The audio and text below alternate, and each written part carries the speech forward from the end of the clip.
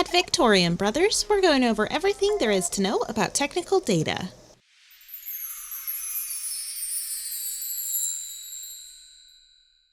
There are some unique rewards that come from the quest Forbidden Knowledge, and I am back on the grind again going after that true endgame content, which for me is unlocking everything I can. Technical data unlocks unique outfits, shielded Underarmor plans, and Brotherhood of Steel T60 power armor paints, and I won't stop until I catch them all. Now, unfortunately, I was just a little late to the technical data game. There used to be a drop for the T60 Initiate paint that has since been removed or disabled from the loot pool. This pick is from Fallout 4, but the 76 version essentially looks the same. I hope someday that they decide to add it back in, and maybe the other ranks that aren't available too. So what is technical data? There are a bunch of pieces of paper with sensitive information you can find in specific containers that, during the Brotherhood of Steel questline, can be turned in so that you'll be rewarded various prizes. When you first pick one up while you're in the Brotherhood, after you've completed the quest Defiance Has Fallen, you'll be prompted with the quest Forbidden Knowledge, which will ask you to turn it in. The drop box is located behind a locked door in the basement of the cabins at Camp Venture. Dropping off the data will reward you with 8 items, ammo, caps, XP, and sometimes a level 50 1-star combat armor piece, and a small chance of those unique rewards.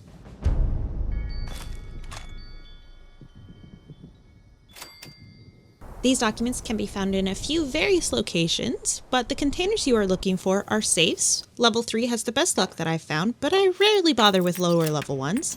You can find them in desks at classified areas, like in the military wing at the Enclave bunker, and more commonly in these round filing cabinets.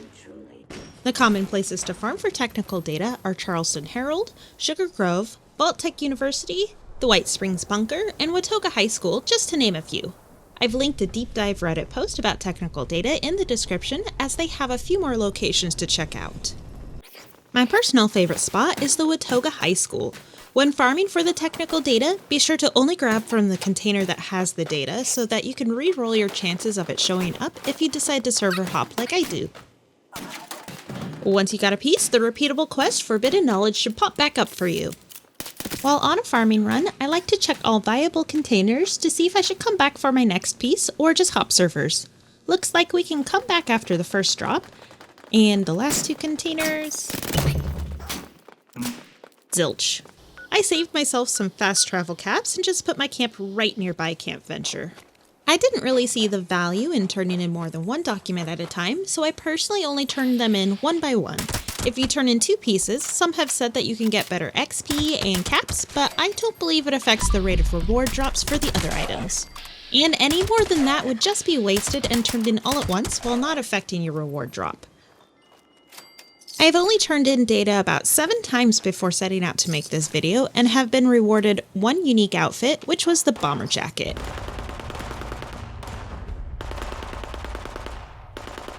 So, my first drop while actually trying to get the goods and recording was a great one, the T60 Brotherhood of Steel night paint job.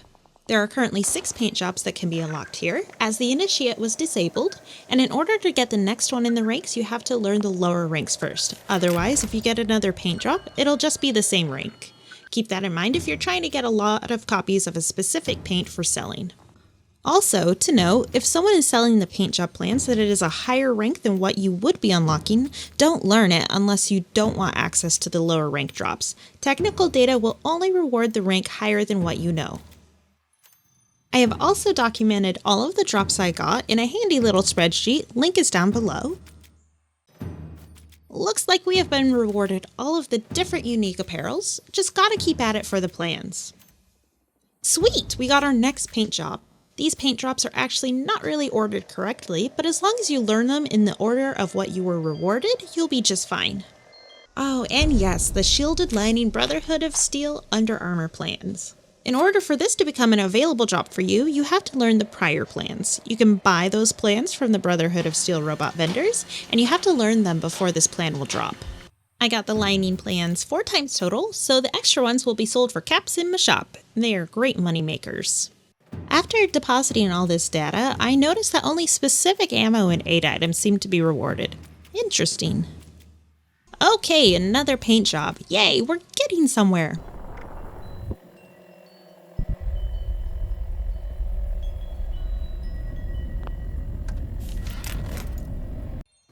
Oh, and immediately after that, we got the next rank up. I'm getting so close to the end. I feel as if RNG was really on my side while depositing all of these because I was getting juicy rewards back to back.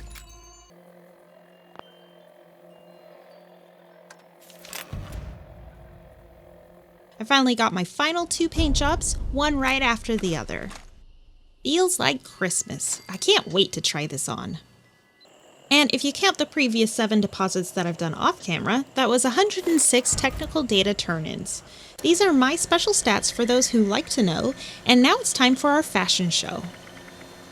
Let's start off with the outfits. These are to be worn above your armor pieces, beginning with the army fatigues, and what's unique about this one is that it has a clean appearance, much like the one you get from the uniform dispenser over at Camp McClintock. Up next is the bomber jacket, which just looks downright cozy. It's paired with a nice bright Brotherhood of Steel underarmor and gloves, which is a huge plus for me. The Brotherhood scribe outfit.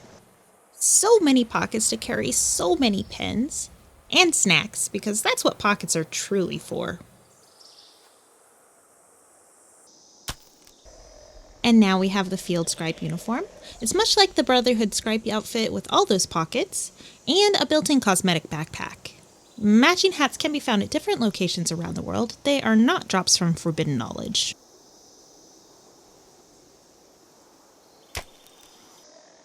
The engineer's uniform. It's so unique looking.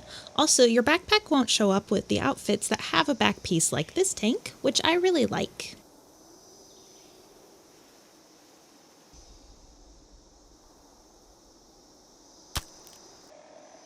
And lastly, the Science Scribe's uniform. This one also has a cool looking feature on the back, and it's long and swishy, so obviously it's my favorite of these outfits.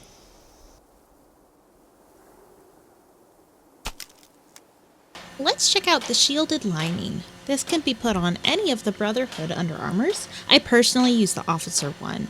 It takes some Violet Flux to make, but it's so worth it. Boosts your Strength 2, Endurance 3, gives you 13 damage, 9 energy, and 5 radiation resistances. Shielded underarmors sell pretty well too. And now the good stuff, paint jobs. The paint jobs are only for the T60, and I don't believe they boost anything by having a complete painted set, unfortunately. It'd be cool if it did. And the now unobtainable paint, Initiate, was the first to drop. It looks nearly identical to the Knight version, apart from the rank insignia on the left arm. The other paints are given to you a little out of the actual order, and the numbers are a little off on a couple of them, which you hardcore Brotherhood of Steel lore fans probably already know, so I'm just going to show them off in the order that I received them. Here we have the Knight. This is the Knight Captain.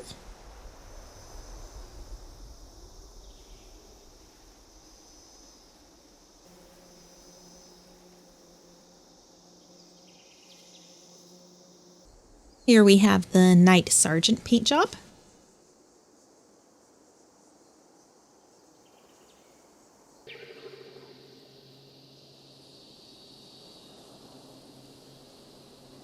Now we're expressing ourselves with a little bit more color, getting some red in there. This is the Officer.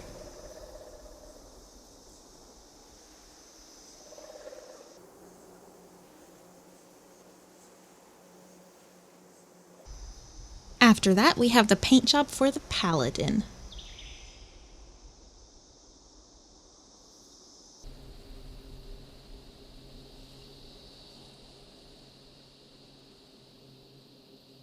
And lastly, we have the T60 Brotherhood of Steel Elder paint job.